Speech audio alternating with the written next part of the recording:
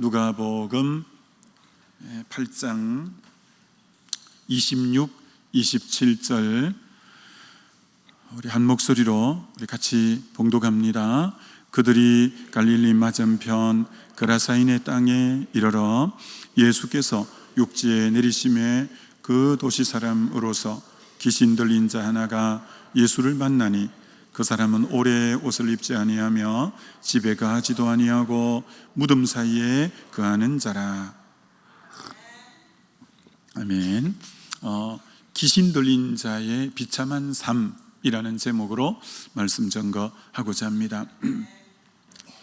오늘 본문 앞에 말씀은 예수님이 그 가버나움에서 그라사 지역으로 올 때 제자들과 함께 배를 타고 갈릴리 호수를 지나는데 광풍이 일어났습니다. 광풍이 그 광풍을 잔잔케 하시고, 오늘은 광인을 만나서 광인에게 있는 귀신을 쫓아내므로 그를 잔잔케 하시죠.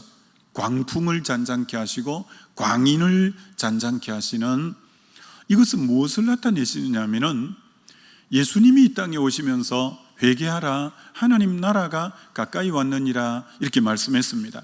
우리 주님이 이 땅에 오시면서 하나님 나라는 시작되어졌습니다. 하나님 나라는 하나님의 주권 안에 다스림받고 통치받는 것이 하나님의 나라인데, 이 광풍, 이 모든 이 자연 세계도 하나님이 다스리고 귀신 들린 자도 주님이 다스리는 하나님의 나라가 왔음을 보여주는 한 이제 장면들이라고 말할 수 있는 거죠. 그래서 광풍도 광인도 주님의 다스림 안에 있는 하나님의 나라가 계속적으로 점진적으로 이루어져 가고 있는 것을 우리에게 보여주고 있다라는 것이죠. 드디어 이제 배를 타고 그라사인의 지역에 예수님이 도착하셨습니다. 이 그라사 지역은 갈릴리 호수에서 한 27km 떨어진 위치에 자리 잡고 있고, 이 그라사 지역은 이방 땅입니다. 이방 땅. 그러니까 유대 땅과 이방 땅의 이 접경 지역에 맞물려 있는 곳이 바로 이 그라사 지역이다, 이렇게 이제 말할 수 있는데, 그라사 지역의 주업이 뭐냐면은 돼지를 양돈하는 일입니다. 유대인들이 제일 싫어하는 짐승이 이 동물이 돼지입니다. 돼지를 가장 부정하게 생각하죠. 그렇기 때문에 바로 이 이방인들이 돼지를 오늘 2,000마리나 호수에 이제 내리다라 몰살하는 걸 볼 때 최소한 2,000마리 이상이 그라사 지역에는 주로 돼지를 양돈해서 생계를 이어가고 돈을 버는 하나의 수단이죠. 유대인이 제일 꺼려하지만 이방인들에게는 가장 큰 수입원이 되었던 그 그라사 지역에 예수님이 이제 도착해 가신 거죠. 근데 예수님이 그라사 지역에 가서 그 군대 귀신 들린 한 사람을 쫓아내고 마을 사람들이 나가주기를 원해서 다시 배를 타고 돌아올 수밖에 없었습니다. 그러니까 예수님이 그라사 지역에 가신 이유는 그 귀신 들린 한 사람 영혼 구원을 위해서 그렇게 배를 타고 그렇게 풍랑을 헤치고 그렇게 먼 시간 먼 길을 그 한 사람 영혼 위해서 간 거예요.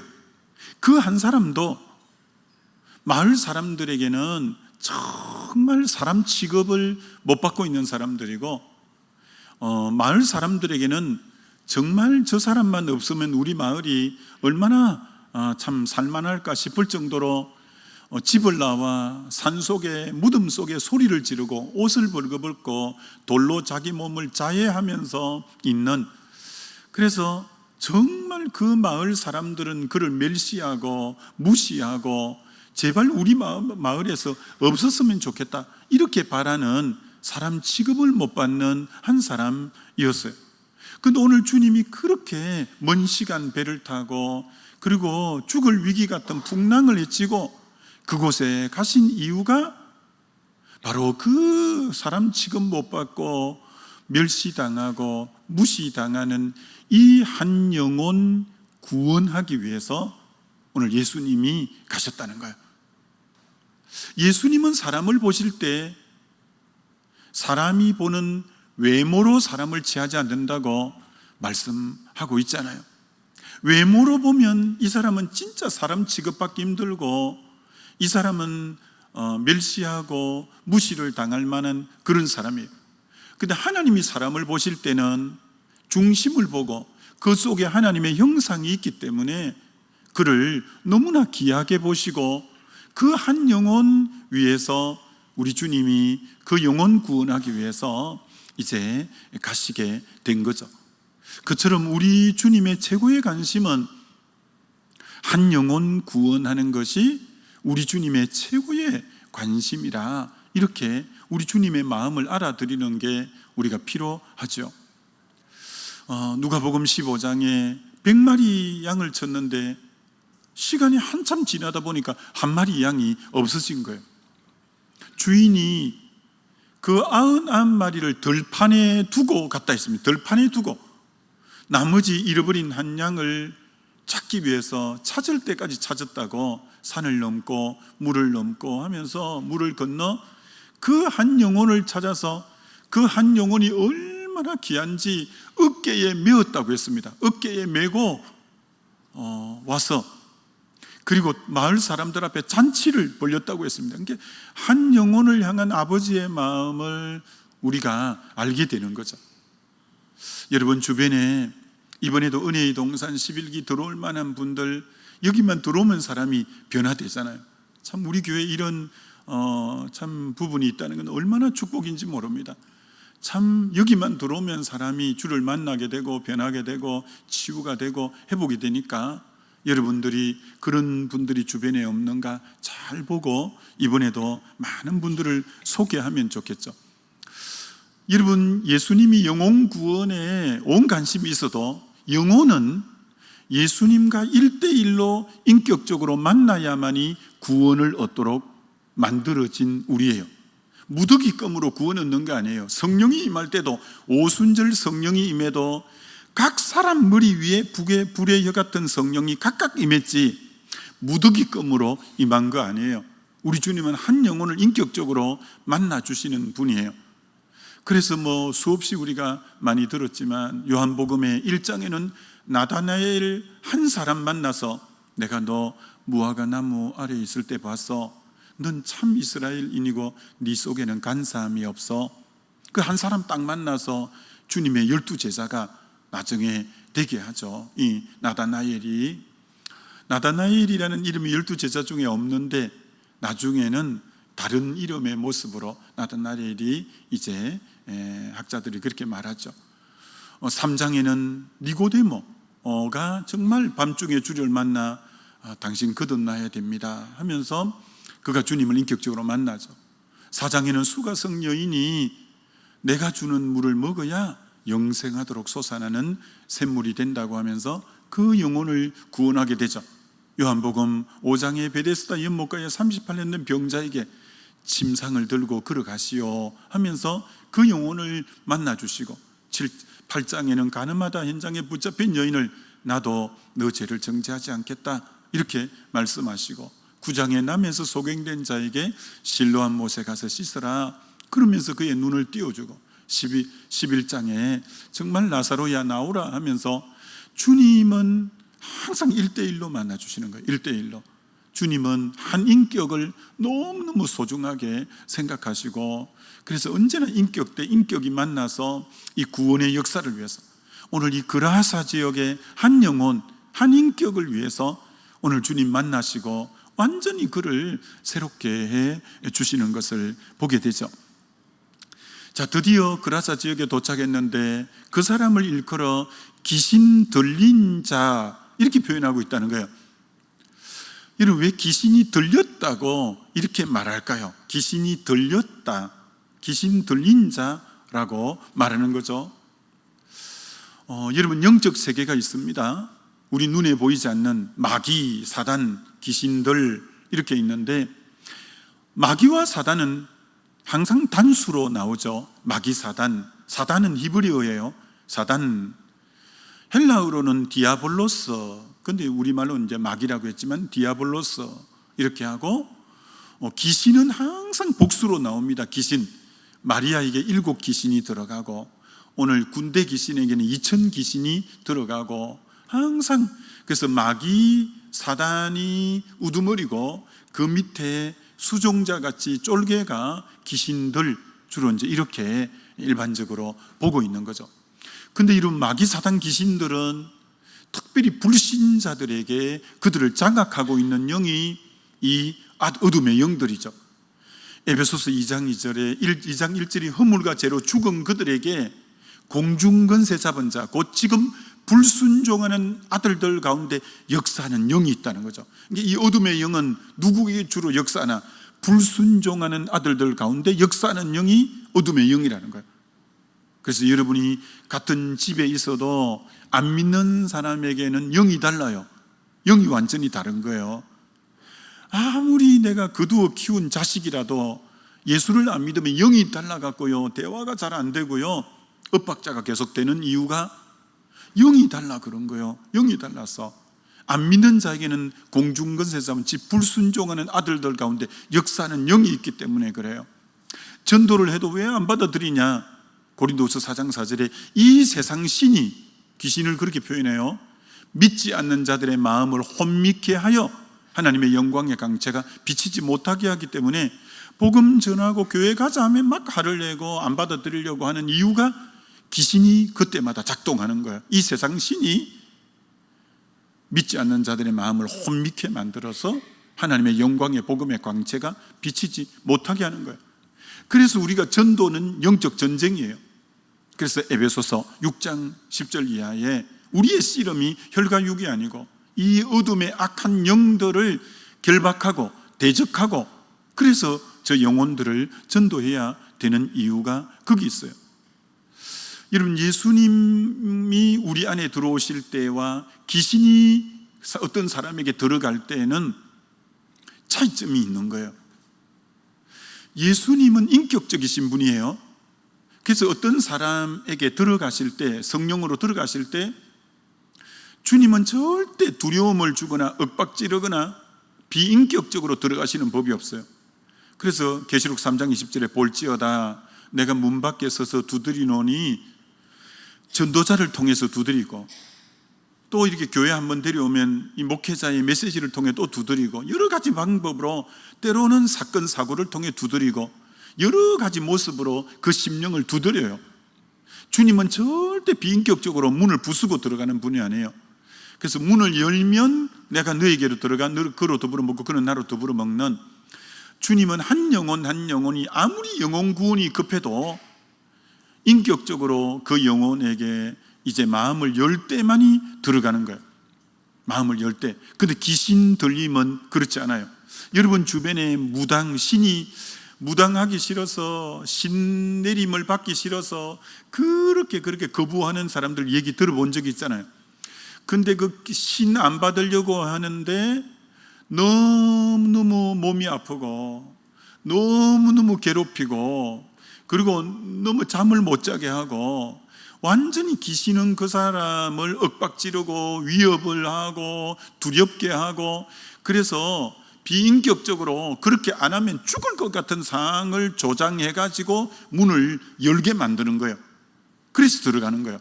그게 귀신 들림과 주님을 인격적으로 만나는 것은 완전히 정량지 차이로 인격적이냐 비인격적이냐는 완전히 다른 거예요. 귀신 들림은 그들이 정말 싫어했거든요. 무당이 되고 신 들리는 거, 그 대부분 싫어해요. 너무 싫어하는데 그거 안 하면 죽을 것 같으니까 할 수 없이 거기 굴복해서 어둠의 영이 역사하거든요. 주님은 그런 분이 아니에요. 그래서 귀신이 들렸다고 표현하는 이유가 거기 있다, 이렇게 말할 수 있는 거죠. 그럼 귀신이 그렇게 찾아오는 이유가 뭐죠? 귀신 사명 선언문이 요한복음 10장 10절입니다. 도적이 오는 것은 도적질하고 죽이고 멸망시키려는 것 뿐이라고 했어요. 이 세 단어의 특징은 파괴적인 단어라는 거예요. 그 인생을 파괴시키려고 들어오는 게 어둠의 영의 짓이에요. 도적질하고 죽이고 멸망시키는. 그래서 오늘 이 그라사인에게 귀신이 들려가지고 완전히 이 인생이 거들나잖아요. 옷을 벌거벗고 집을 떠나 무덤 속 사이에 거하고 소리를 고래고래 지르고, 그리고 돌로 자기 몸을 자해하고 쇠고랑을 채워놔도 끊어버리고 완전히 짐승같이 되어버릴 정도로 피폐화시키고 파괴시켜버리고 한 인생을 완전히 거들나게 만드는 것이 귀신의 역할이에요. 성령은 사람을 세우고요, 성령은 사람을 살리고요, 성령은 사람을 복되게 하고요, 그러잖아요. 예수님이 오신 사명선언문도 요한복음 10장 10절에 내가 온 것은 양으로 생명을 얻게 하고 더 풍성히 얻게 하는 것이라. 주를 만난 사람은 살아나고 삶이 풍성해지고 이렇게 되잖아요. 근데 사단은 파괴적으로 인생을 완전히 파괴시키려고, 완전히 비참하게 만들려고 오는 어둠의 영이죠. 그래서 가룟 유다가 결국 귀신에게 붙잡혀서 목매어 죽게 되고요, 사울 왕이 그렇게 비참한 말로를 맞이한 게 악신에게 들려서 그렇고요, 오늘 이 그라사인이 이렇게 짐승처럼 인생이 파괴되고 이렇게 된 것은 귀신이 바로 온 목적이 그거예요. 귀신이 역사하는 데는 파괴가 일어나요. 귀신이 역사하는 데는 피폐하게 돼요. 귀신이 이런 역사하는 데는 언제나 살리고 행복하고 이런 게 없어요. 참 귀신은 그래서 우리가 어떻게 대적하고 막아내야 되는가를 봐야 돼요. 여러분, 귀신이 근데 접근하는 통로는 죄예요, 죄. 여러분, 지저분하게 해놓은 것에 파리떼가 이렇게 모여드는 것처럼, 그리고 귀신을 말할 때 앞에 수식어가 하나 붙는데 이 더러운 귀신아, 이게 귀신이 역사하는 모든 사람들의 특징은 지저분한 죄가 있어요.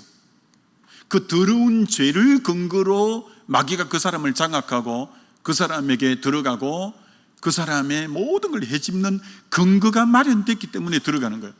그래서 우리 그리스도인이 제일 중요한 게 뭐냐? 정말 조금이라도 죄라는 것이 깨달아질 때마다 십자가 앞에 나가고 보혈로 씻어버리고 정결함을 덧입는, 그래서 귀신이 들어와 조금 더 틈을 탈 공간을 안 주는 게 이게 지혜예요, 지혜. 그래서 귀신은 죄가 있는 것을 이제 역사하는 거예요.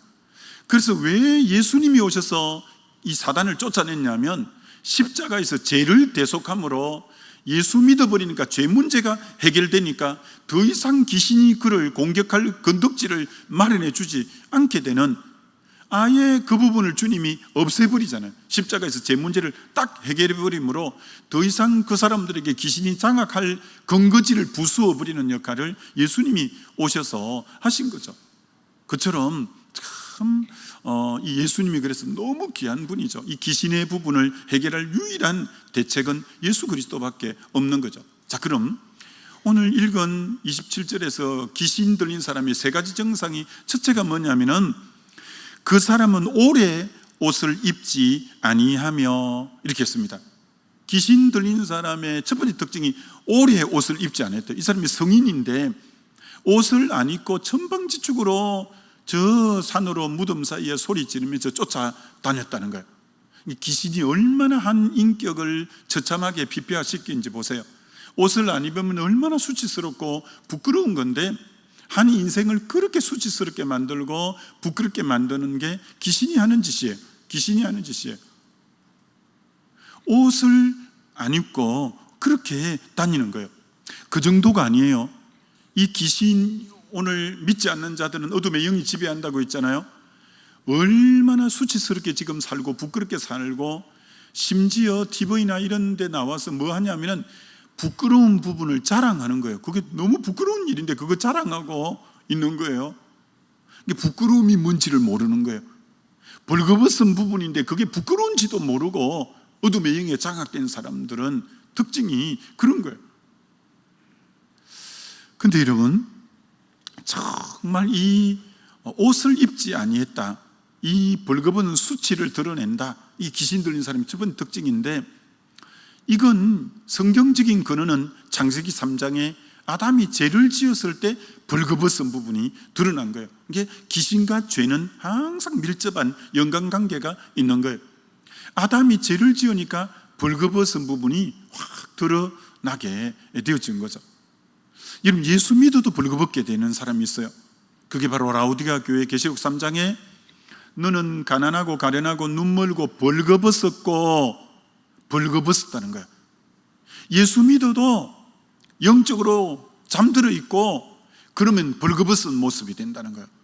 우리는 그래서 예수 믿었다고 장담하면 안 되고 늘 성령의 다스림 받는가, 우리의 허물들을 늘 십자가 보혈 앞에 가서 정결함을 받는가, 안 그러면 영적으로 벌거벗은 모습이 되기 쉽다는 거예요.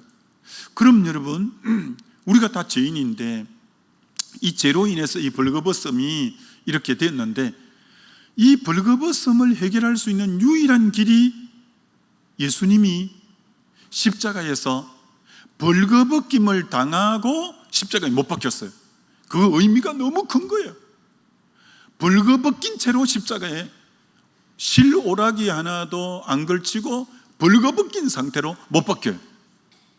예수님은 죄가 없기 때문에 벌거벗김을 당할 이유가 없는데, 우리 죄를 대속하기 위해서, 죄의 특징이 벌거벗음이니까 우리 죄를 고스란히 자기가 십자가에서 벌거벗김을 당함으로 내 죄의 수치를 자기가 당해준 거죠. 내 죄의 부끄러움을 예수님이 당해주신 거죠. 그래서 예수를 믿으면 로마서 13장에 그리스도를 옷 입게 되어지는 거죠. 드디어 우리가 이 죄의 부분을 가리는 그리스도를 옷 입게 되는, 이걸 창세기 21장에서는 가죽 옷을 입는 것이, 가죽이 어린 양이 죽어야 피가 흘려야 가죽 옷이 되니까 그 가죽 옷인 그리스도로 옷 입는 것은 예수님을 믿을 때 예수님이 대신 내 대신 옷 벗김을 당했기 때문에 난 그 그리스도를 옷 입을 수 있게 되므로 예수 믿으면 내 죄의 수치, 부끄러움이 가리워지는 이 놀라운 은혜가 있게 되어지는 거죠. 그 라우디게아 교회 보고 흰 옷을 사서 입어라 라고 말하잖아요. 흰 옷을 사서 라우디게아 교회 성도들에게 입어라 라고 말하는데, 그럼 이 흰옷은 계시록 7장에 천국 들어온 사람은 절대 벌거벗은 사람은 들어올 수 없어요. 천국은 흰옷을 입은, 이 그리스도 옷이 흰옷인데 흰옷을 입은 사람만 오는데, 흰옷은 어린 양의 피에 씻김을 받은 자만이 흰옷을 입을 수 있다는 거예요. 어린 양의 피에 씻김을 받은 자만이 흰옷을 입고 들어온다는 거예요. 여러분, 누가복음 15장 당자가, 둘째 아들이 아버지를 떠나 죄 가운데 허랑방탕하게 지내고 죄 가운데 있다가 드디어 회개하고 아버지 앞으로 오잖아요. 아버지가 맨 먼저 하신 행동이 제일 좋은 옷을 갖다 입히는 것이 아버지가 맨 먼저 해주신 거예요. 죄 가운데 회개하고 돌아오는 자에게 오늘도 우리 하나님 아버지가 맨 먼저 해주시는 것은 제일 좋은 옷을 갖다 입히는 일을 우리 하나님 아버지가 맨 먼저 해주시는 거예요. 귀신 들린 자가 오늘 옷을 입지 않고 저렇게 있지만, 예수 믿으면 이제 그리스도로 옷 입고 제일 좋은 옷을 우리에게 입혀 이 죄의 수치와 부끄러움을 가려주시는 이 은혜가 얼마나 큰 은혜인지 모르죠.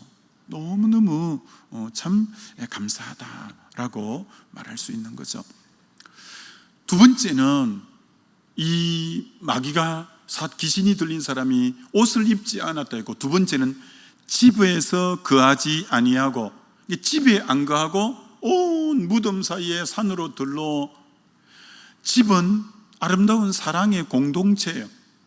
그곳을 떠나게 만드는 게 귀신 들릴 때 하나됨을 깨뜨리고 사랑의 관계를 깨뜨리고, 하나됨을 깨뜨리는 존재, 사랑의 관계를 깨뜨리는 존재, 공동체를 깨뜨리는 존재가 이 귀신이라는 것을 말해주고 있는 거예요. 어둠의 영은 가정의 그 하나님이 만든 공동체가 집하고 교회하고 가정하고 교회잖아요.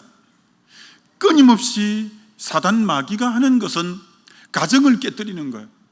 지금 우리 대한민국의 3분의 1의 가정이 깨어지고, 안 깨진 가정들도 그만 이렇게 붙어만 있지, 막 이렇게 깨어진 모습 비슷하게 있는 가정들이 다치면 절반이 넘는 가정들이 깨어지는 게, 그게 외도가 그렇고 뭐가 그렇다 하지만 배후의 세력은 어둠의 영이라는 걸 알아야 돼요. 배후의 세력은 어둠의 영이 하는 일이 가정을 깨뜨리는 거예요. 뿐 아니라 어둠의 영이 하는 일이 교회를 깨뜨리는 일이에요. 이유야, 이런 이유 저런 이유 정당한 것 같죠? 그거 다 속는 거예요. 깨뜨리는 역할을 하는 것은 어둠의 영의 짓이에요. 어둠의 영의 짓이에요. 여러분이 속으면 안 돼요. 이런 이유가 있기 때문에 저런 이유가 있기 때문에 천만에 나중에 세월 지나고 보면 마귀에게 당했구나, 우리가 마귀에게 당했구나. 성령은 하나 되게 하는 영이에요. 예수 보혈은 멀리 있는 우리를 가까이 하고 막힌 담을 열고 하나 되게 하는 거예요. 아무리 이런 저런 이유를 덜먹일지라도 분열을 일삼는 것은 성령의 일이 아니에요. 성령의 일이 아니에요. 성령은 하나 되게 하신 것을 힘써 지키라고 말씀하고 예수 피로 하나 되게 하는 영이에요. 그 어떤 이유가 하나됨을 깨뜨릴 결코 정당한 이유가 될 수 없는 거예요. 정말 우리가 정신을 바짝 차리죠. 에베소서 4장, 에베소서가 교회론에 대해서 말하는데 4장에 몸도 하나요, 주도 하나요, 하나님도 하나요, 성령도 하나요, 세례도 하나요, 믿음도 하나요, 소망도 하나요. 7번 완전 숫자인데 교회는 완전히 하나됨, 주님의 몸이기 때문에 하나 되는 거죠. 같은 한 하나님을 믿고 같은 한 주인인 주를 믿고 한 성령이고 세례로서 옛사람이 같이 죽고 같은 한 소망을 바라보고 사는데 어떻게 해서 조그마한 의견 차이 때문에 우리가 나누어지는 것은 이거는 마귀에게 속는 거예요. 어떻게 하든지 어둠의 영이 오늘 하는 것은 공동체를 떠나게 하는 거예요. 사랑의 관계를 깨뜨리는 일이에요. 분열을 조장하는 일이에요. 이게 어둠의 영의 전문적인 바로 하는 일이다라는 것을 우리가 알아차린다면 정말 정신을 바짝 차려야 돼요. 저 사람 속에도 하나님 형상이 있고 저 사람도 주님이 빚값 주고 샀는데 우리가 품지 못할, 사람은 미워하면 안 돼요. 우리의 씨름은 혈과 육이 아니에요. 어둠의 악한 영이 그 배후에 조종하고 약한 자를 격동하는 것이지 사람이 미워할 대상이 결코 아니라는 것을 아셔야죠. 마지막 세 번째는 오늘 귀신 들린 사람이 무덤 사이에 거하는지라. 여러분, 어둠의 영하고 뭐하고 아주 친밀하냐면 무덤, 죽음, 무저갱, 서올, 엄부, 다 이 귀신 마귀하고 아주 가까운 단어들이 이게 전부 이것을 묶어내는 한 단어가 죽음이라는 거예요. 죽음하고 어둠의 영하고는 아주 밀접. 왜? 아까 귀신이 온 목적이 도적질하고 죽이고 멸망시키는 죽임이 목적인 것이 사단 마귀 악한 것들이기 때문에 언제나 어둠의 영의 역사 속에는 죽음의 그림자가 얼른 보이고 이 죽음의 역사가 항상 있게 되는 거예요. 그런 반면 예수님은 내가 온 것은 양으로 생명을 얻게 하고 또 풍성, 예수님을 가까이 하는 데는 언제나 생명과 풍성한 삶이 있는 거죠. 그래서 요한복음에 수없이 말했죠. 요한복음 6장에 나는 생명의 떡이다. 요한복음 8장에 나는 생명의 빛이다. 요한복음 10장에 나는 양에게 생명을 주러 왔고 풍성한 삶을 주러 왔다. 요한복음 11장에 나는 부활이요 생명이다. 요한복음 14장에 나는 길이요 진리요 생명이다. 끊임없이 예수님이 생명이라고 말하는 거예요. 예수님을 가까이 할 때는 생명이 왕성하게 일어나지만 이 어둠의 영은 끊임없이 죽음과 가까이 하는 것을 보게 되는 거죠.